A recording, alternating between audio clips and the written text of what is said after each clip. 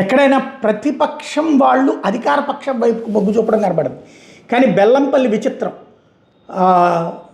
అధికార పక్షం కాంగ్రెస్ వాళ్ళు బీఆర్ఎస్ వైపు మొగ్గు చూపడం, రెబల్ కౌన్సిలర్ వచ్చి రెబల్స్ వచ్చి అక్కడ పదవి కావాలని కోరుకోవడంతో బిగినయ్యి విచిత్రమైనటువంటి పరిణామాలు చోటు చేసుకుని బీఆర్ఎస్ వైపుకి వెళ్ళడం అనేటటువంటి ప్రయత్నం సంచలనం సృష్టిస్తోంది.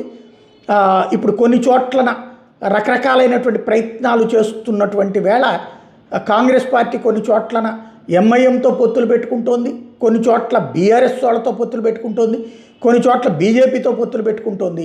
స్థానిక రాజకీయాల్లో కాంగ్రెస్, బీఆర్ఎస్, బీజేపీ అక్కడ అవసరాల రీత్యా మారిపోతాయి అన్నటువంటి ట్రెండ్ని సృష్టించుకునేటటువంటి ప్రయత్నాలు చేస్తున్నారు. వీటన్నిటి మధ్య రివర్స్లో జరగడం ఏదైతే బెల్లంపల్లికి సంబంధించి అన్నది మాత్రం సంచలనం సృష్టిస్తోంది. అనూహ్యమైనటువంటి పరిస్థితి అన్నమాట జరుగుతున్నటువంటిది.